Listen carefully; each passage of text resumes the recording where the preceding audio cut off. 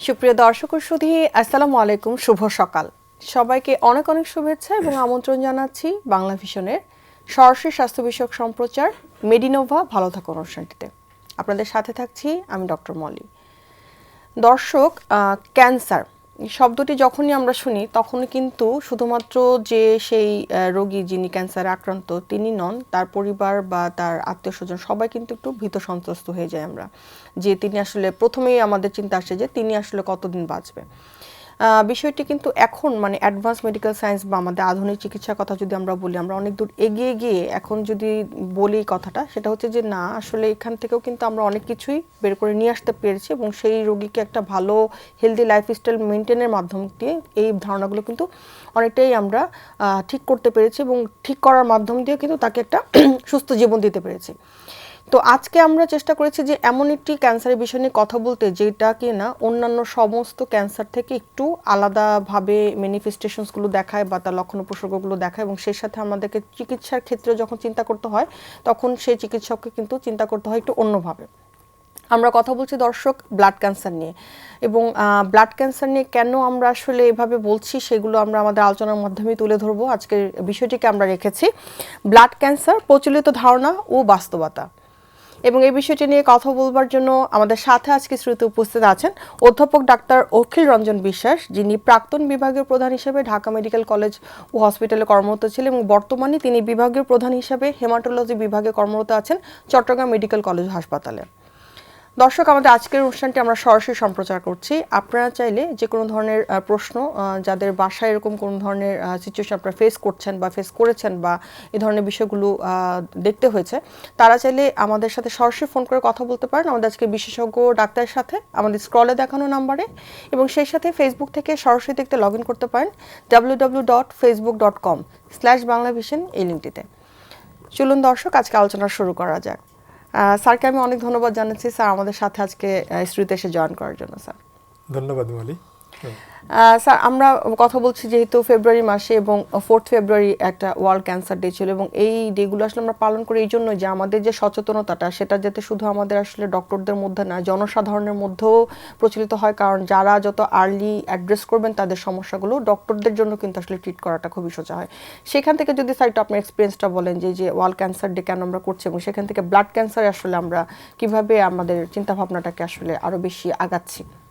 Cancer day সারা বিশ্বে মূলত করা হয় যে এ ব্যাপারে একটি বলতে পারেন যে পলিসি মেকার থেকে শুরু করে চিকিৎসক, রোগী সবাইকে এটার ব্যাপারে অধিকতর মনোযোগ আকর্ষণ করা এবং নতুন নতুন ইস্যু সবসময় তৈরি হচ্ছে, সেগুলোতে যাতে যথাযথভাবে অ্যাড্রেস করা হয়। যেমন রিসোর্স জেনারেশন, আপনার integrated approach, final treatment, outcome, research, সমস্ত বিষয়ে এটা আর একবার মনে করিয়ে দেওয়া, বছরে যে কোনো বিষয়ে আর একবার, এটা যে একেবারেই বিশেষ স্বাস্থ্য ইস্যু এবং স্বাস্থ্যগত ঝুঁকি, সে বিষয়টি সারা বিশ্বে প্রতি বছর নতুন করে মনে করিয়ে দেওয়া এবং নতুন নতুন উদ্যোগকে আরও সামনে এগিয়ে নেওয়ার জন্যই আসলে এই দিনগুলো পালন করা হয়, ক্যান্সার ডের ক্ষেত্রেও তাই।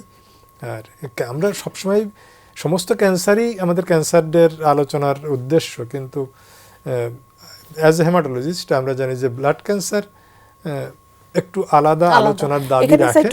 প্রশ্ন থাকছে শুরুতে স্যার, আমরা মানে এটা বলছিলাম যে ব্লাড ক্যান্সারটা অন্যান্য সমস্ত ক্যান্সার থেকে কিন্তু একটু আলাদাভাবে আমরা দেখি, এবং এখানে ভয় পাওয়া বা ভীত সন্ত্রস্ত হওয়ার ব্যাপারটা একটু বেশি থাকে। এটা আসলে কতটুকু সঠিক বা আপনার থেকে যদি এটা আমাদের সাথে শেয়ার করেন স্যার। প্রথমে যদি বলি যে আলাদা কেন দেখি, আলাদা এই জন্যই যে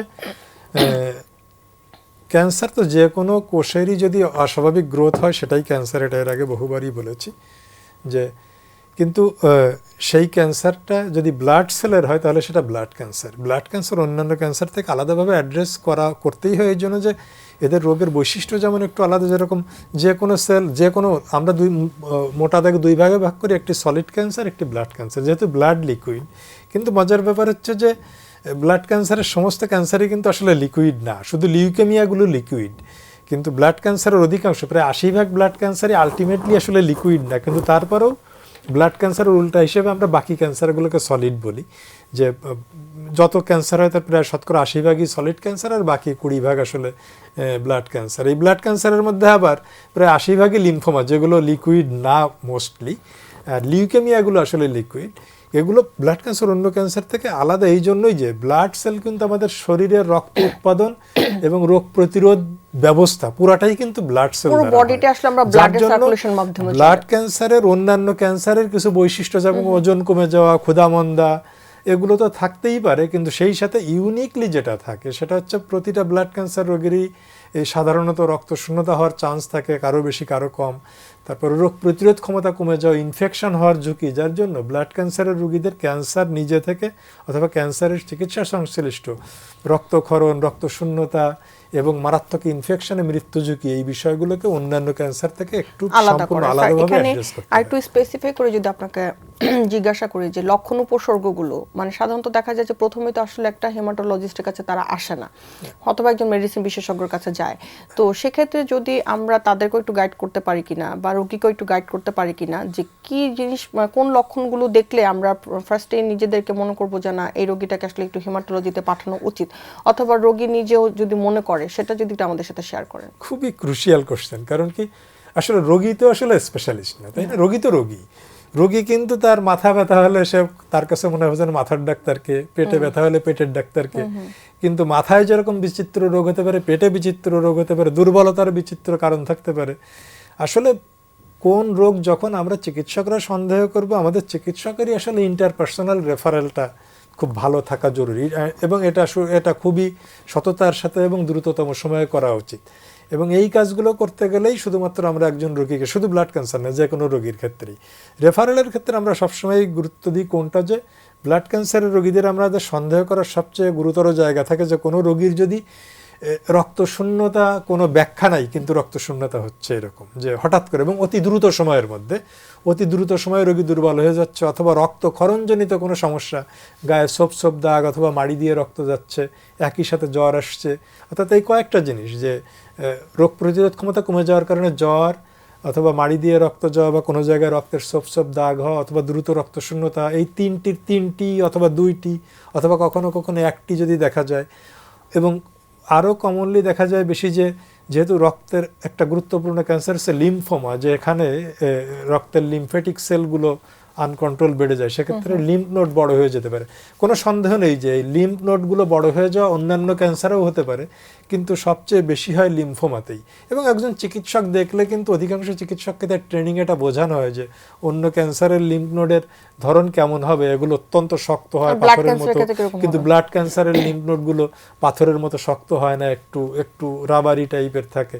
এগুলো দেখে একজন মোটামুটি যিনি ভালো চিকিৎসক উনি সন্দেহ করে ফেলতে পারেন যে হ্যাঁ প্রবাবলি এটি একটি ব্লাড ক্যান্সার। আর কিছু ব্লাড ক্যান্সার, বিশেষ করে লিউকেমিয়া, ওটাতে এক ফোঁটা রক্ত দেখলেই প্রায় 80% লিউকেমিয়াই অতি সহজেই বোঝা যায় যেটা লিউকেমিয়া। কোন ধরনের লিউকেমিয়া সেটা আমরা হেমাটোলজিস্টরা ভালো বুঝতে পারি, যাচাই করতে পারি। স্যার, এই যে আপনি বললেন যে এক ফোঁটা রক্ত দেখলে বোঝা যায়, তো আমরা যদি ডায়াগনোসিসে আসি সেক্ষেত্রে আমরা ব্লাড পিকচার, যেটা ওই যে মানে ব্লাড কাউন্ট করতে যাই, যেটা সিবিসি নরমাল একটা, সেটা দেখে কি আমরা মোটামুটিভাবে একটা অ্যাজাম্পশন করতে পারি বা একটা ধারণা কি করতে পারি? অবশ্যই। লিউকেমিয়ার ক্ষেত্রে সেটা থেকেই আমরা অ্যাজাম্পশন করি। লিম্ফোমার ক্ষেত্রে সবসময় আমরা পারবো না, কারণ সমস্ত লিম্ফোমা ব্লাডে আসে না, লিম্ফ নোডেই থাকে। কিন্তু লিউকেমিয়া আসলে আমি ঠিক প্রকৃত ফিগারটা বলতে পারছি না, কিন্তু লিউকেমিয়ার আসলে মোটামুটি যে কোনো চিকিৎসকই মোটামুটি 80% লিউকেমিয়া আসলে ব্লাড পিকচার দেখে একটা ধারণা করতে পারবে, এবং একজন এক্সপার্ট হেমাটোলজিস্ট এর চেয়েও বেশি, মোটামুটি 90-95% ক্ষেত্রেই খুব আত্মবিশ্বাসের সাথে ধারণা করে নিতে পারবেন যে হ্যাঁ এই ব্লাড পিকচার আমি যার দেখছি তার লিউকেমিয়া হওয়ার সম্ভাবনা খুব বেশি থাকে রোগ লক্ষণের সাথে মিলিয়ে। কারণ 80% ক্ষেত্রে তো ব্লাডে লিউকেমিক সেলই থাকে, অতএব সেটা একজন হেমাটোলজিস্টের জন্য বোঝা একেবারেই সিম্পল। আচ্ছা, এখানে যেহেতু স্যার দর্শকরা অনেকে দেখছেন, তাদের জানার জন্য একটু জিজ্ঞাসা করছি, সেটা হচ্ছে যে বিভিন্ন ধরনের ভাগ আছে ব্লাড ক্যান্সারের, তো সবগুলো কি আসলে খারাপের দিকে দ্রুততার সাথে চলে যায় কিনা, বা আমরা আসলে ওই জায়গা থেকে যদি বলি যে না এটা হলে আমরা ভাবি যে না তার অত খারাপ অবস্থা না, এটা যদি একেবারেই না। ব্লাড যে কোনো একটা ক্যান্সার খারাপ কি ভালো, আসলে এই জিনিসটা আসে দুটো মৌলিক জিনিস থেকে। একটা হচ্ছে একটা ক্যান্সারের কিওর, অর্থাৎ সম্পূর্ণ আরোগ্য সম্ভাবনা কতটুকু, আর একটা ক্যান্সার হচ্ছে কিওর হোক না হোক, মোটের উপর এই ক্যান্সারটির রোগটির গতি প্রকৃতি কীরকম। আমাদের যে ধারণাগুলো গড়ে উঠেছে সেটা কিন্তু আসলে বিভিন্ন লিটারেচার, সাহিত্য, এগুলো নাটকে, এগুলোতে একটা ধারণা গড়ে ওঠে। এবং এই ধারণায় ব্লাড ক্যান্সারকে অত্যন্ত ভয়ঙ্কর ক্যান্সার হিসেবে তুলে ধরার কারণ হচ্ছে যে আসলে ওইখানে খুব নির্দিষ্ট কিছু কিছু ক্যান্সার, এবং আমরা জানি যে আসলে একটি শিশু অথবা একটি তরুণের অকাল মৃত্যু সবসময় মানুষকে টাচ করে যায় বেশি, তাই না? সলিড ক্যান্সার, অধিকাংশ সলিড ক্যান্সারই একটু ওল্ডার এজে হয়, কিন্তু ব্লাড ক্যান্সারের মধ্যে বেশ কিছু ক্যান্সার ইয়াঙ্গার এজেও হতে পারে, এবং এই কারণে সম্ভবত এটা হয়েছে। যেরকম লিউকেমিয়া, ব্লাড ক্যান্সারের মধ্যে অত্যন্ত ডেডলি যেগুলো, সেগুলো হচ্ছে লিউকেমিয়া, বার্কিট লিম্ফোমা, যারা ঠিকমতো চিকিৎসা না করলে হয়তো 1-2 মাসের মধ্যেই মারা যাবে। কিন্তু মজার ব্যাপার, আবার এই লিউকেমিয়াগুলোরই বা এই বার্কিট লিম্ফোমার মতো লিম্ফোমাগুলোরই আবার সম্পূর্ণ ভালো হওয়ার সম্ভাবনাটাও আবার বেশি। আবার ঠিক উল্টা চিত্রও আছে, যে কিছু কিছু ব্লাড ক্যান্সার আছে যেরকম low grade lymphoma. Low grade lymphoma যেগুলো আছে, 4-5 রকমের লো গ্রেড লিম্ফোমা আছে বা 6-7 রকমের। এদের মজার ব্যাপার হচ্ছে এদের সম্পূর্ণ আরোগ্য হবে না, কিওর হবে না, কিন্তু এদের আবার অনেক দীর্ঘদিন বাঁচে। ইভেন এদের একটা বড় অংশকে বিনা চিকিৎসায় রেখে দিতে হয়, এতদিন বিনা চিকিৎসায় রেখে দিতে হয় যে এদেরকে ক্যান্সার বলে বোঝানোও কঠিন। অনেক সময় আমরা তাদেরকে ক্যান্সার টার্মটাই ব্যবহার করি না, কারণ টার্মটা ব্যবহার করলে সে অস্থির হয়ে যায় চিকিৎসার জন্য। কিন্তু আসলে ওর ক্ষেত্রে দেখা যায় যে চিকিৎসা করার চেয়ে না করে অপেক্ষা করাটাই বেটার। এমনও আছে কোনো কোনো, যেমন পলিসাইথিমিয়া ভেরা বলে একটা ব্লাড ক্যান্সার, এটার নামে ব্লাড ক্যান্সার, কিন্তু এটার আসলে অ্যান্টি ক্যান্সার কোনো ট্রিটমেন্টই প্রায় দেওয়া হয় না। তারপরেও দেখা যায় যে 15-20 বছর দিব্যিষে উনি চলতে থাকেন একেবারে সম্পূর্ণ সুস্থ মানুষের মতো একেবারে। যার জন্য ব্লাড ক্যান্সার বা যে কোনো ক্যান্সার মানেই যে এটা খারাপ তা না, ক্যান্সারের মধ্যেও এটা আসলে নির্ভর করে। সলিড ক্যান্সারের ক্ষেত্রে যেরকম প্রধান নির্ভরটা করে যে কতদূর ছড়িয়েছে, কিন্তু ব্লাড ক্যান্সারের ক্ষেত্রে সেটার চেয়ে বেশি গুরুত্বপূর্ণ হয়ে যায় এটার বায়োলজিক্যাল ক্যারেক্টার। বায়োলজিক্যালি কোনো কোনো সেল এটা অ্যাগ্রেসিভ, কোনো কোনো সেল অ্যাগ্রেসিভ না কিন্তু ওষুধের ব্যাপারে রেজিস্ট্যান্ট, কোনো কোনোটা গ্রো করে র্যাপিডলি, যার জন্য এটা চিকিৎসা না করলে দ্রুত মারা যায়। আবার কোনো কোনোটা গ্রো করে এত স্লোলি যে তাকে আননেসেসারি দ্রুত চিকিৎসা শুরু করাটাই ঠিক না, বরং বুদ্ধিমত্তার সাথে পর্যবেক্ষণ করে এবং তার যখনই চিকিৎসার প্রয়োজনীয়তা তৈরি হয়, অর্থাৎ একটা স্লো গ্রোয়িং ক্যান্সার যখন র্যাপিড গ্রোয়িং ক্যান্সার হয় তখন চিকিৎসা করে। এই জন্য ফাইনাল কথা হচ্ছে যে সমস্ত ব্লাড ক্যান্সারকে এক নজরে দেখার দরকার নেই, কারণ অনেক ব্লাড ক্যান্সার আছে, এক একজন এক এক রকম। অনেক ধন্যবাদ স্যার। আমরা সবসময় দেখি কি যে এই যে বিভিন্ন হিমাটোলজি বিভাগগুলোতে বা রোগীরা যখন যাচ্ছে তখন দেখা যায় যে আমরা বলি যে রিপোর্টটা বাইরে থেকে আসবে, বা এ ধরনের কোনো বিষয় কি থাকে নাকি যে কিছু রিপোর্টকে আমাদেরকে করে নিয়ে আসতে হয় কিনা, অথবা আমাদের দেশে এখন কি আসলে সব ধরনের ডায়াগনস্টিক ট্রিটমেন্ট আছে কিনা, মানে ডায়াগনস্টিক প্রসিডিউরগুলো সবই আমাদের দেশে এখন আছে কিনা? এগুলো তো সবই তো আসলে উন্নয়ন প্রক্রিয়াটা চলমান, তাই না? কিন্তু এই বিশ্বায়নের যুগে আমার কাছে যদি কোনো একটা বেস্ট ফ্যাসিলিটি না থাকে, কিন্তু সেই ফ্যাসিলিটিটা পেলে আমি চিকিৎসা আরও ভালো করতে পারবো, সেটা তো আমি অ্যাফোর্ড করতে চাইবই। আমাদের এখানেও এখন রোগ নির্ণয়ের ক্ষেত্রে অনেক দূর এগিয়ে গিয়েছি আমরা, তারপরেও কিছু কিছু বিষয় তো থাকেই। কোনো দেশই স্বয়ংসম্পূর্ণ না। অনেক দেশকেই ক্যান্সার চিকিৎসার ক্ষেত্রে বিভিন্ন পরীক্ষা নিরীক্ষার জন্য অনেক দেশকেই অনেক টেস্টের জন্য আউটসোর্সিং করতে হয়, এটার মধ্যে দোষের কোনো কিছুই নাই। আমাদের ব্যাপারটা জানা যে আসলে বেস্ট ইনফরমেশনটা আমরা পেলাম কিনা, কারণ ক্যান্সার চিকিৎসায় শুধু রোগ নির্ণয় না। আমি একটা রোগীকে বললাম যে হ্যাঁ আপনার লিম্ফোমা, এটা আসলে শেষ না। এই লিম্ফোমার আবার কোন সাব টাইপ আছে, অথবা এই লিম্ফোমার মধ্যে আবার তার একেবারে নিখুঁত কিছু বায়োলজিক্যাল ক্যারেক্টারিস্টিক আছে, যে বায়োলজিক্যাল ক্যারেক্টারিস্টিক তার ওষুধ নির্বাচনেও হেল্প করবে, প্লাস তার দীর্ঘমেয়াদী চিকিৎসা পরিকল্পনা, এই চিকিৎসা পরিকল্পনায় তার গতি প্রকৃতি কোন দিকে যেতে পারে সেটা বুঝে আগে থেকেই আমার সেই অনুযায়ী চিকিৎসা পরিকল্পনা করে। অর্থাৎ আধুনিক ক্যান্সার চিকিৎসা আসলে ইন্টেলিজেন্সের মতো। এখানে অস্ত্র এবং গোলাবারুদের ব্যবহারের চেয়ে ইন্টেলিজেন্স অর্থাৎ গোয়েন্দা তৎপরতার মাধ্যমে আপনার যতদূর সম্ভব অস্ত্র গোলাবারুদের ব্যবহার কমিয়ে আনা, যাতে শরীরের উপর পার্শ্ব প্রতিক্রিয়া কমায়। ইনডিসক্রিমিনেট ড্রাগ ইউজ না করে আমরা স্পেসিফিক বায়োলজি জেনে যদি আমরা চিকিৎসা দিতে পারি, তাহলে আমরা চিকিৎসাটাকে বেশি সহজ করতে পারবো, অধিকতর নিরাপদ করতে পারবো। অনেক ধন্যবাদ স্যার।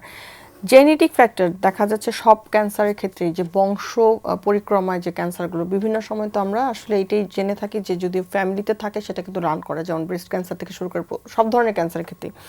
ব্লাড ক্যান্সারেও কি স্যার এই বিষয়টি আছে কিনা? হ্যাঁ, কিছু কিছু ক্যান্সারের ক্ষেত্রে আছে। আমরা যদিও এখনো আমাদের দেশে আমরা জেনেটিক প্রিডিসপোজিশনটা দেখি না, কিন্তু বিশ্বের অন্যান্য দেশগুলোতে এখন জেনেটিক প্রিডিসপোজিশন দেখা হয়। কারণ কি, যে সমস্ত ব্লাড ক্যান্সারই তো আসলে আসে কোনো জেনেটিক চেঞ্জ থেকে। জেনেটিক্যালি একটা সেল যদি ড্যামেজ না হয়, এবং ড্যামেজ হতে হলে একটা সেল আনকন্ট্রোল গ্রোথ হতে হলে তার আসলে কোনো না কোনো জেনেটিক ড্যামেজ থাকেই।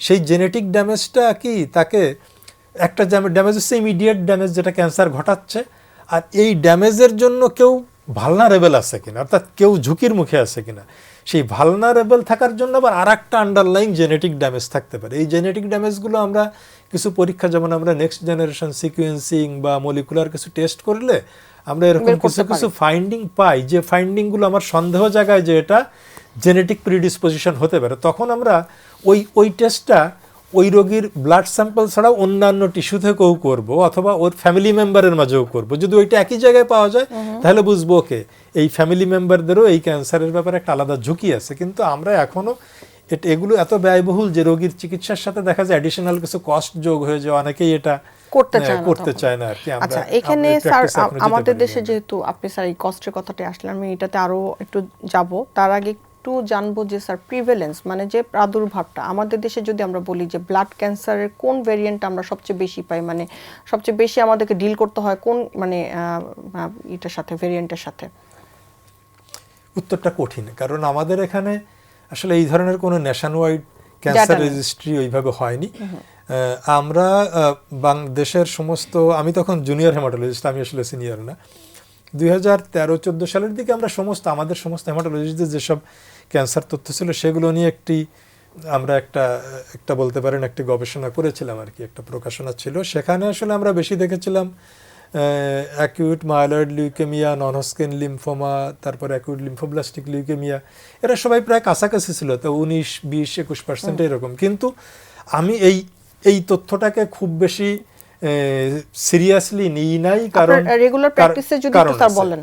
আমি একটু ব্যাকগ্রাউন্ডটা বলে নিচ্ছি এই কারণেই যে ওয়ার্ল্ড ওয়াইড লিম্ফোমাই কিন্তু আসলে 80%, কিন্তু আমাদের এখানে যেহেতু আমরা কমিউনিটিতে যে এই রিসার্চটা করিনি, আমাদের কাছে যে রোগী এসেছে সেগুলো দেখেছি, এবং সেটা শুধু হেমাটোলজিস্টদের এক্সপিরিয়েন্স ছিল, যার কারণে ওখানে আমার ধারণা লিম্ফোমা আমরা মিস করেছিলাম। কারণ লিম্ফোমার অনেক রোগী সলিড ক্যান্সারের চিকিৎসক যারা, তাদের কাছেও যায় বড় একটা অংশ। হেমাটোলজি বাংলাদেশে যেহেতু তুলনামূলক নতুন ছিল ওই সময়, যার জন্য আমার ধারণা লিম্ফোমা ছিল আন্ডার রিপ্রেজেন্টেড, যার জন্য আমার ধারণা লিম্ফোমা আমাদের দেশেও বেশি, কিন্তু আমরা যেগুলো দেখেছিলাম সেখানে লিউকেমিয়া বেশি মনে হয়েছিল। স্যার, যদি এরকম পেশেন্ট আসে, আমরা শুরুতেই আসলে আমরা যদি একটা আইডিয়াল পেশেন্টকে ধরি, যেরকম আসলে শুরুতেই কি আমরা তাকে কি আসলে যে ধারণা থাকে অনেক সময় আসলেই পুরো শরীরে রক্ত চেঞ্জ করতে হয়, এই ধরনের ব্যাপারগুলো থাকে, তো আমরা আসলে এই ব্যাপারটিতে যদি একটু বলি যে শুরুতে আমরা চিকিৎসাটা আসলে কিভাবে শুরু করি? তার যেটি আমাকে আসলে দুটো কাজ করতে হয় একসাথে। দুটো কাজ কি জন্য? যে প্রথমে রোগ নির্ণয়, 1 নম্বর রোগ নির্ণয় করার পরে ও যে কোনো একটা ক্যান্সার ধরার পর ওই ক্যান্সারের সর্বোচ্চ এবং সর্বোত্তম চিকিৎসা দেওয়ার জন্য আরও কিছু অতিরিক্ত পরীক্ষা নিরীক্ষা থাকে। এখন এই পরীক্ষা নিরীক্ষা এবং তার চিকিৎসা শুরুটা খুব একটা সমন্বিত পরিকল্পনা করতে হয়, কারণ কিছু কিছু ক্যান্সার থেকে তার চিকিৎসা ডিলে করা যাবে না, আবার চিকিৎসা করতে গেলে তার যে পরীক্ষা নিরীক্ষার রেজাল্ট সেটা আমার চিরতরে হারিয়ে যেতে পারে, যার জন্য দেখা যায় যে দ্রুত কিছু স্যাম্পল কালেকশন করেই ট্রিটমেন্ট শুরু করা। এগুলো আমরা সমন্বিত পদ্ধতিতে শুরু করি, এবং কোন ক্যান্সারটা অ্যাগ্রেসিভ না স্লো গ্রোয়িং, অ্যাগ্রেসিভ হলে খুব কাজগুলো খুব দ্রুত করতে, ধরুন একটা বার্কিট লিম্ফোমা, কি পরীক্ষা করা লাগতে পারে আমি দ্রুত স্যাম্পল নিয়ে তাকে ট্রিটমেন্ট শুরু করে দিলাম, কারণ বার্কিট লিম্ফোমা ঠিকমতো ট্রিটমেন্ট না করলে 4-5 সপ্তাহেও মারা যেতে পারে। লিউকেমিয়ার ক্ষেত্রে এরকম কথা প্রযোজ্য। কিন্তু একটা স্লো গ্রোয়িং লিম্ফোমা যদি হয়, তাহলে আমি কিন্তু তার একটা করে 1-2 সপ্তাহ ধরেও আমি টেস্টগুলো করতে পারি, পরীক্ষাগুলো করে, ধরুন বায়োপসি করলাম, বায়োপসি করার পরে ইমিউনোহিস্টোকেমিস্ট্রি করলাম, ইমিউনোহিস্টোকেমিস্ট্রি করে মনে হলো না, ফার্দার কনফার্মেশনের জন্য আমার কিছু জেনেটিক টেস্ট, ফিশ বা পিসিআর এই ধরনের টেস্ট করার দরকার আছে, সেগুলো করলাম। এগুলো স্টেপ বাই স্টেপ গেলাম হয়তো। কিন্তু আমি যখনই খুব অ্যাগ্রেসিভ কোনো লিম্ফোমা বা অ্যাকিউট লিউকেমিয়া নিয়ে কাজ করব, টিপিক্যালি সাধারণ লোকজন, আমরা গল্প উপন্যাসে যখন ব্লাড ক্যান্সার বলি, আসলে ওখানে অ্যাকিউট লিউকেমিয়াকেই বেশি বোঝানো হয়, কিন্তু সব ক্যান্সার অ্যাকিউট লিউকেমিয়া না, মাত্র 15-20% আসলে। তা এই অ্যাকিউট লিউকেমিয়া বা বার্কিট লিম্ফোমা হলে তখন আবার আমরা খুব দ্রুত স্যাম্পলগুলো নিয়ে ফেলি সম্ভাব্য টেস্টের জন্য, নিয়ে আমরা ট্রিটমেন্ট অন্তত প্রাথমিক কিছু চিকিৎসা, অর্থাৎ রোগটা যাতে আরও এগিয়ে না যায়, রোগীকে যেন কিল না করে ফেলে, তার জন্য কিছু ট্রিটমেন্ট শুরু করি, এবং ইন দ্য মিন টাইম আমরা specific treatment, targeted treatment plan করি। আর রক্ত পরিবর্তন বলতে আমরা আসলে যে বোন ম্যারো ট্রান্সপ্লান্ট তো সবার ক্ষেত্রে প্রযোজ্য হয় না, এটাকে আমরা আমাদের দেশে করি কিনা, কারণ এটা তো খুব একটা কমন বোন ম্যারো ট্রান্সপ্লান্ট করা হয় একটা স্পেসিফিক গ্রুপ, আমরা জানি যে হ্যাঁ এই পেশেন্টগুলো শুধুমাত্র কেমোথেরাপি বা শুধু ওষুধে ভালো হবে না, তাদের ক্ষেত্রে বোন ম্যারো ট্রান্সপ্লান্ট করার প্রয়োজন হয়। আমাদের দেশে এখন 14 সালে ঢাকা মেডিকেল থেকে শুরু হয়ে এখন সরকারি বেসরকারি মিলিয়ে অন্তত 1 2 3 4 4-5টি সেন্টারে এটা হচ্ছে, এমনকি ঢাকার বাইরেও চলে গিয়েছে এই ফ্যাসিলিটি 2-1 জায়গায় একটু একটু করে। যদি এটা খুব ব্যাপক পরিমাণে যে হচ্ছে তা না, কিন্তু আমাদের দেশেও এই চিকিৎসা ফ্যাসিলিটি এসেছে এবং এটা আরও এগিয়ে যাচ্ছে সেলুলার থেরাপিতে, সেটাও হয়তো ভবিষ্যতে আমাদের দেশে চলে আসবে। অনেক ধন্যবাদ স্যার। ট্রিটমেন্টের কথাটাতে যেহেতু আসলাম, আমরা দেখা যাচ্ছে কি যে ক্যান্সার ট্রিটমেন্টে অনেক আগে থেকে আমাদের একটা প্রচলিত ব্যাপার আছে যে ক্যান্সার ট্রিটমেন্টের ব্যাপারটা আসলে আমরা দেখা যায় আমাদের দেশ থেকে পার্শ্ববর্তী দেশগুলোতে চলে যাওয়ার বিষয়টা, যদিও করোনা থেকে কিছুটা চেঞ্জ হয়েছে, কিন্তু এখনও কি স্যার আমরা এটা বলতে পারি কিনা যে আমাদের দেশে কিন্তু আমরা সব ধরনের ট্রিটমেন্ট দিচ্ছি? এটা যদি একটু আমাদের সাথে বলেন যে ট্রিটমেন্টগুলো আমাদের দেশে সব অ্যাভেলেবেল আছে কিনা বা সব ধরনের দিতে পারছি কিনা আমরা। আমাদের সম্ভবত ইনফ্রাস্ট্রাকচার এবং সামর্থ্যের কারণেই আমাদের কিছু কিছু জায়গায় হয়তো আমি তো সিঙ্গাপুর বা যুক্তরাষ্ট্রের মতো চিকিৎসা ফ্যাসিলিটি দিতে পারবো না, হয়তো কোনো কোনো ক্ষেত্রে আমি ভারতের মতোও দিতে পারবো না, কিন্তু বিষয়টি এমন নয় যে আমার এখানে কোনো চিকিৎসা নেই। আমার এখানে সমস্ত ধরনের ব্লাড ক্যান্সারেরই চিকিৎসা আছে, কিন্তু এমন দেখলাম যে কোনো একটা ব্লাড ক্যান্সারের এমন একটা চিকিৎসা ধরুন বারবার করেছে, আমি হয়তো একটা লিম্ফোমা পেশেন্ট ফেরত এসেছে, সেই পেশেন্টের আমার কার টি সেল থেরাপি দেওয়া লাগবে, বোন ম্যারো ট্রান্সপ্লান্টেশনও হবে না, অথবা বোন ম্যারো ট্রান্সপ্লান্টও ফেল করেছে, কার টি সেল থেরাপি তো আমার এখানে নাই, সেখানে আমি কাউকে বিদেশে পাঠাতেই পারি। আবার কিছু কিছু ক্ষেত্রে আছে একটা পেশেন্ট একজন চুজ করছে যে হ্যাঁ অ্যাকিউট লিউকেমিয়া ট্রিটমেন্টের জন্য একটা স্ট্যান্ডার্ড সেট আপ আছে যে প্রাইভেট রুমে রেখে চিকিৎসা করতে হবে, ব্যারিয়ার নার্সিং।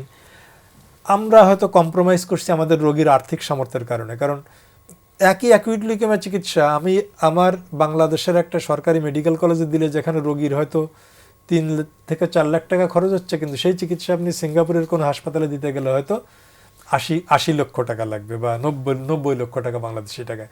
তা যার প্রচুর আর্থিক সামর্থ্য আছে তিনি হয়তো তার চিকিৎসার নিরাপত্তা একটু বাড়ানোর জন্য ওখানে যেই দিবেন, এটা তার চয়েস। কিন্তু আমরা যদি বলি যে আমার এখানে চিকিৎসা নাই চলে যেতে হবে, বিষয়টি সেরকম না। আমি একজন যার সামর্থ্যই আছে 10 লক্ষের, তিনি তো 10% নিরাপত্তা বাড়ানোর জন্য নিশ্চয়ই 80 লক্ষ টাকা ধার দেনা করে চিকিৎসা করবেন না। তাকে আমি 3-4 লক্ষ টাকার মধ্যে আমার বেস্ট অ্যাভেলেবেল ট্রিটমেন্ট আমি দিতে পারবো। আমি সিঙ্গাপুরের জায়গায় হয়তো আজ নাই, কাল হয়তো পৌঁছে যাব, পরশু পৌঁছে যাব, কিন্তু আমার সমস্ত রোগীকেই বাইরে যেতে হবে, এটা একেবারেই সত্য না। এটা সিলেক্টিভ মানে প্রতুলতাটার ব্যাপারটা এখানে থাকে, কারণ আমাদের দেশে যেহেতু জনসংখ্যা বেশি সেই অনুযায়ী হয়তোবা চিকিৎসার প্রতুলতাটা কম, কিন্তু ট্রিটমেন্টের অপশনগুলো সবই আমরা করছি। অপ্রতুলতা আসলে অন্য দিক। অপ্রতুলতা একটা হচ্ছে অপ্রতুলতা, সেটা হচ্ছে আমার আসলে যে পরিমাণ হওয়ার দরকার সেই পরিমাণ নাই। আসলে অপ্রতুলতার কারণে আসলে কেউ দেশের বাইরে খুব একটা যায় না, কারণ অপ্রতুলতার কারণে সাফার করে সবচেয়ে গরিবরা, তাই না?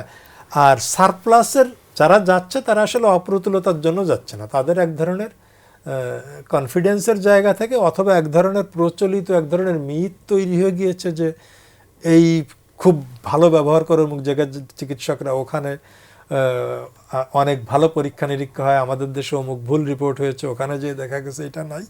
এগুলোর অনেকগুলোই ধারণা ভুল রিপোর্ট বা ইনঅ্যাপ্রোপ্রিয়েট যে কোনো জায়গায় হতে পারে, ক্রস চেকের সুযোগ থাকে, যার জন্য আমি হয়তো বলবো যে পার্শ্ববর্তী দেশে হয়তো আমার চেয়ে 20% এগিয়ে আছে, কিন্তু এমন না যে আমার এখানে কিছুই হয় না ওইখানে সবই হয়, ব্যাপারটা এরকম। স্যার যেহেতু আপনি শুরুতে একটা কথা বললেন যে ব্লাড ক্যান্সার যে সাইন সিমটমস, আমরা তখন তো জানলাম যে অন্যান্য ক্যান্সার থেকে কিন্তু একটু আলাদা, তো কোনো স্পেসিফিক কি কারণ থাকে কিনা বা অন্য কোনো ডিজিজ থাকলে এই ধরনের প্রবলেম হতে পারে, বা কোনো ধরনের লাইফস্টাইল বা এই ধরনের বিষয়গুলো কি থাকে কিনা, বা কোনো কারণ হিসেবে আমরা কি আসলে কিছু পাই কিনা ব্লাড ক্যান্সারের ক্ষেত্রে?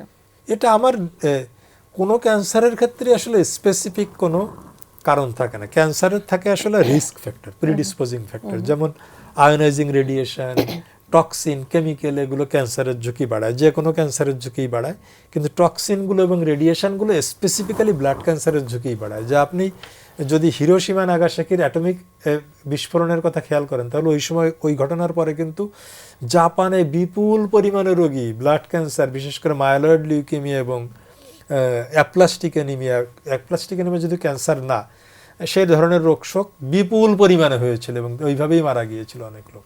আমি যে একটু আগে আমাদের যে একটা একমাত্র এই প্রিভ্যালেন্স রিসার্চের কথা বলছিলাম, ওখানে আমাদের একটা ইন্টারেস্টিং ফাইন্ডিং ছিল। আমি সেটা লক্ষ্য করেছিলাম যে অ্যাকিউট মাইলয়েড লিউকেমিয়া রোগীদের যেখানে গড় বয়স আপনার উন্নত বিশ্বে 68-69 বছর, আমাদের দেশে সেটা মাত্র 34 না 35 বছর। ঠিক সিএমএল-এরও এরকম, যেখানে 66-67, আমাদের এখানে মাত্র অনেক মাত্র অন্যান্য 32 দেশে থেকে যেটা অনেক elderly কম age হচ্ছে, প্রায় আমাদের অর্ধেক কম বয়সে, বয়সে হচ্ছে। সারপ্রাইজিংলি কম বয়সে হচ্ছে। বিশেষ করে মাইলয়েড যেগুলো লিউকেমিয়াগুলো ক্রনিক এবং অ্যাকিউট দুটোই, এবং যাদের আপনার এই রেডিয়েশন এবং টক্সিনের সাথে রিলেশন বেশি। এটার থেকে আমার একটা হাইপোথিসিস তো এটুকু আছে যে সম্ভবত আমরা এই ধরনের এক্সপোজারে খুব বেশি পরিমাণে পাচ্ছি। কারণ আমি যে আবারও বলছি, ওই রিসার্চে আমরা হয়তো সংখ্যা সংক্রান্ত খুব রিলায়েবল তথ্য পাবো না, কিন্তু যে সংখ্যাটা আমরা পেয়েছি তাদের বয়স সংক্রান্ত তথ্যটা কিন্তু পুরোপুরি রিলায়েবল। কারণ এটা আমাদের কাছে যারা রোগী আসে তারা তো আর সিলেক্টিভ এজের রোগী আসেনি, সবাই এসেছে।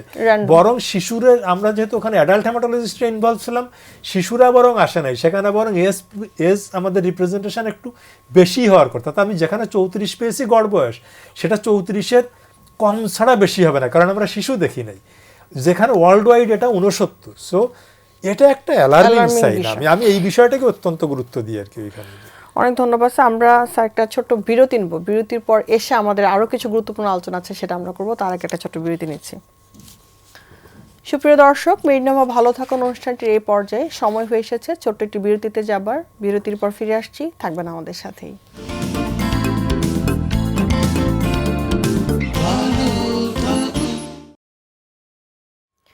সুপ্রিয় দর্শক, বিরতি শেষে আবারও ফিরে এলাম মেডিনোভা ভালো থাকুন অনুষ্ঠানটিতে। আমাদের সাথে থাকার জন্য ধন্যবাদ। আজকে আমরা কথা বলছিলাম ব্লাড ক্যান্সার নিয়ে, এবং সেই সাথে কিছু প্রচলিত ধারণা এবং বাস্তবতার বিষয়গুলো আমরা তুলে ধরছিলাম।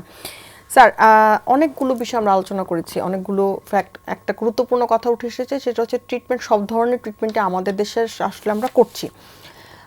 কিছু কমন মিথ বা ফ্যাক্ট আমরা যদি বলি, যে প্রচলিত কিছু ধারণা থাকে যে যেটা আসলে সঠিক নয়, এর মধ্যে সবচেয়ে কমনগুলো যদি একটু বলেন, যে আপনার লাইফে আপনি কি ফেস করেছেন, যে এই বিষয়গুলো সে জিজ্ঞাসা করছে রোগী, বা আপনি মনে করছেন যে খুবই অবাস্তব কথা ছিল কিন্তু প্রচলিত রয়েছে।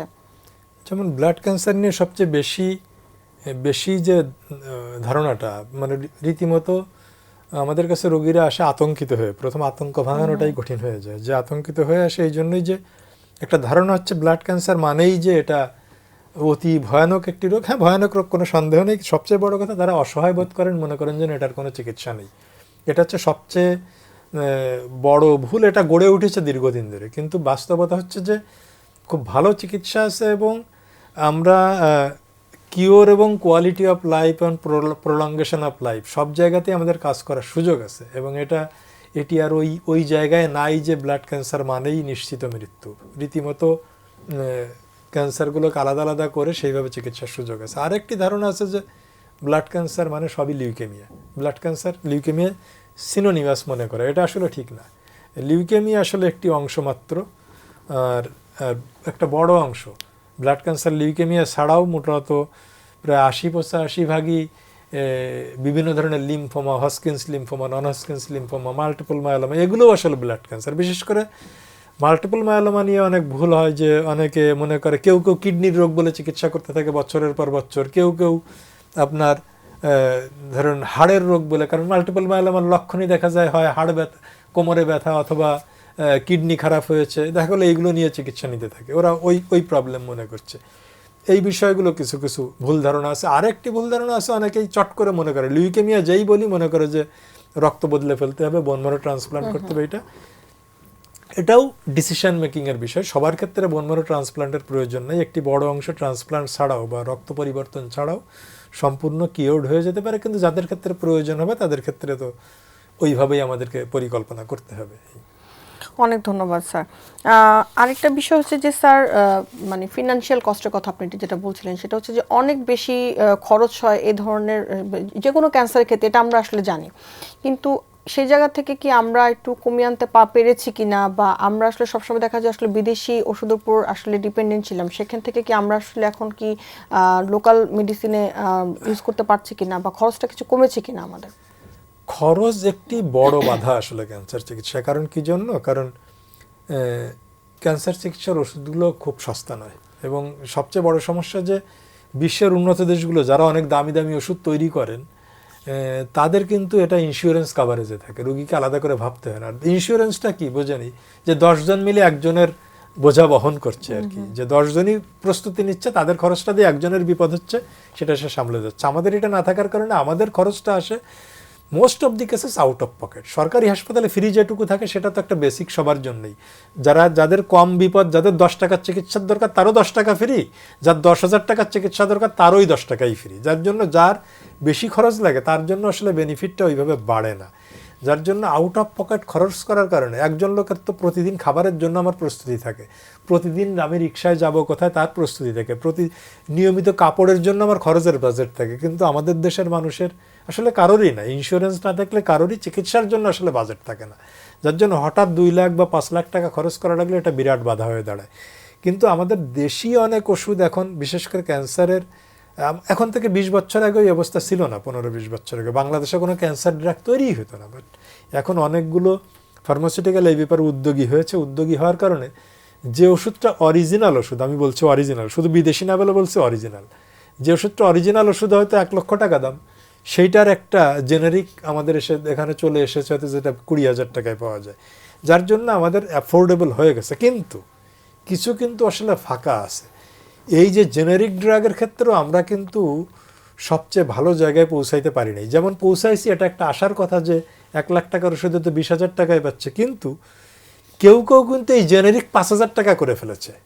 যেমন আমাদের দেশে হয়তো একটা অ্যান্টি ক্যান্সার ড্রাগ অরিজিনালটা হয়তো 40, আমাদের এখানে 12, কিন্তু ইন্ডিয়া সেটা 4 নিয়ে এসেছে, এবং ইন্ডিয়া সেই ওষুধ অন্য জায়গায় এক্সপোর্টও করছে। এরকম আরও জেনেরিক তৈরিতে ইন্দোনেশিয়া, মালয়েশিয়ার মতো দেশগুলো এরকম জেনেরিক ড্রাগের দাম কিন্তু আমাদের দেশের চেয়েও কম। কিন্তু আমরা অরিজিনালের চেয়ে কম দামে আনতে পেরেছি, কিন্তু আমাদের প্রত্যাশা আর একটু বেশি। আমাদের রোগীদেরকে আমরা আরও ভালো চিকিৎসা করতে পারবো যদি আমাদের যে ফার্মাসিউটিক্যাল কোম্পানিগুলো জেনেরিক ড্রাগগুলো অন্য দেশ থেকে আমদানি না করে যদি নিজেদের জেনেরিক তৈরি করার ক্ষমতা তৈরি হয়, অর্থাৎ আমাদের ফার্মাসিউটিক্যালগুলোকে এই ব্যাপারে কিন্তু গবেষণা সবকিছু মিলিয়ে আগের চেয়ে আসলে যদি আমরা বলি যে এখন আমরা ড্রাগের ক্ষেত্রে অনেক আগে এগিয়েছি, কোনো সন্দেহ নেই। কিন্তু আর একটু সস্তা না করতে পারার কারণে এটাও কিন্তু কিছু রোগীর পার্শ্ববর্তী দেশ ভারতে চলে যাওয়ার কারণ, যে এটা কিন্তু প্র্যাকটিক্যাল, যে দীর্ঘমেয়াদী চিকিৎসার ক্ষেত্রে যে ওষুধটা আমার এখানে হয়তো 400 টাকা, ইন্ডিয়ান মার্কেটে সেই ওষুধ একবার যখন যাচ্ছে,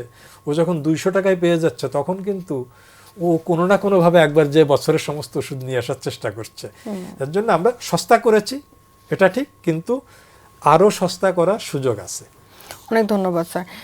যেহেতু স্যার আমরা সবসময় আলোচনা করি, এটাই আসলে পাই যে ক্যান্সারের ক্ষেত্রে আসলে স্পেসিফিক কোনো কারণ আমরা পাই না। জেনেটিক ফ্যাক্টর একটা বড় ফ্যাক্টর থাকে, যে বংশ পরিক্রমায় হচ্ছে, কিন্তু তারপরেও যদি তার জানা থাকে যে তার ফ্যামিলিতে আছে ক্যান্সার, তার হতে পারে এই ধরনের ব্যাপার, সাথে যদি সে তার ক্যান্সার হয়েও গিয়েছে, সেটার পরে জীবনযাত্রার মান পরিবর্তন কি সেটাকে কোনো ধরনের ভাবে ইফেক্ট করে কিনা? প্রতিটা ক্যান্সারের ক্ষেত্রে আসলে এরকম 2-1টা ক্যান্সারের ক্ষেত্রে অবশ্যই ডিরেক্ট কারণও আছে, সেটা নিয়ে এখন আলোচনা করার সময় নয়। কিন্তু আসলে যে রিস্ক ফ্যাক্টরগুলো নিয়ে আলোচনা করা হয়, তার অধিকাংশ রিস্ক ফ্যাক্টরই আসলে ফুড, এনভায়রনমেন্ট এবং আমার অকুপেশনের সাথে জড়িত। অর্থাৎ আমি রেডিয়েশন এক্সপোজড হচ্ছে কিনা, মাইনিং করছে কিনা, কেমিক্যাল হ্যান্ডেল করছে কিনা, এগুলো অকুপেশনের সাথে রিলেটেড। আর খাবারের সাথে রিলেটেড, আমার খাবারে পলিউটেন্ট বা কিছু আছে কিনা, তারপর রেডিয়েশন আছে কিনা, আমার এনভায়রনমেন্টাল পলিউশন আছে কিনা, এই জিনিসগুলো কিন্তু চলে আসছে।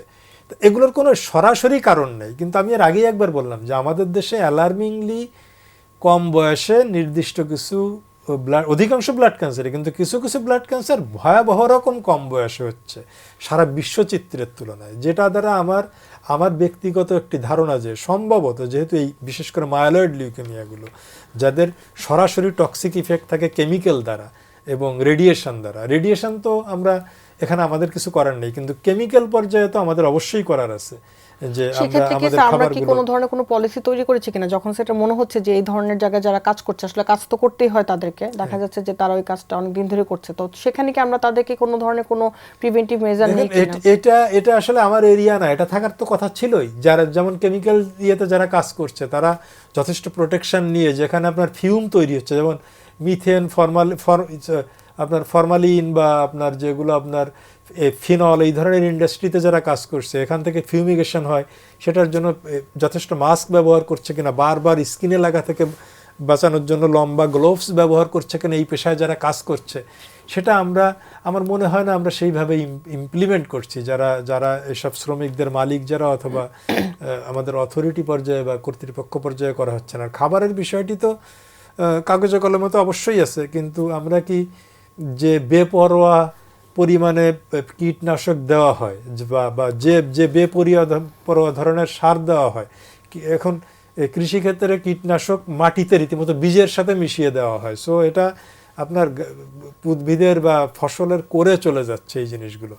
তারপরে আপনার প্রিজারভেটিভ হিসেবে যেগুলো ব্যবহার করা হয়, এগুলো আমরা ফরমালিন বা এগুলো নিয়ে অনেক কথা বলেছি, কিন্তু আসলে কতটা দূর করা গিয়েছে এটা শুধুমাত্র অথরিটি এটা পারবে কিনা, নাকি আমাদের যতদিন নিজেদের যথেষ্ট বোধোদয় হবে যে আমি আর একজনকে বিষ খাওয়াচ্ছি, আর একজনও তো আমাকে বিষ খাইয়ে দিচ্ছে, এই বোধোদয় যতদিন একটু ভালোভাবে না হবে, ততদিন কারো একার পক্ষে না, সরকারের পক্ষে না, আমাদের কনজিউমারের পক্ষে না, যারা ডিস্ট্রিবিউটারের পক্ষে, তিনটা পার্টি যে কনজিউম করছে, গভর্নমেন্ট এবং মাঝখানে যারা ডিস্ট্রিবিউট করছে, এদের প্রত্যেকেরই নিজ নিজ জায়গা থেকে সততার চূড়ান্ত জায়গায় না আসলে এটাকে আসলে কমিয়ে আনা যাবে না।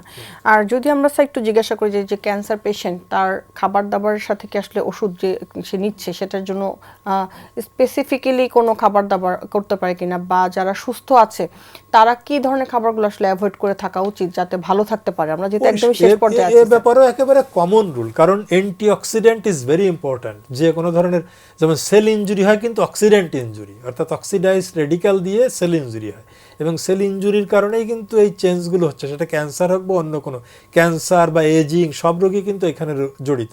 আর এই অক্সিডেন্ট ইফেক্টটাকে ঠেকাইতেই পারে আপনার ফ্রেশ ফ্রুট ভেজিটেবল, অবশ্যই বিষযুক্ত না।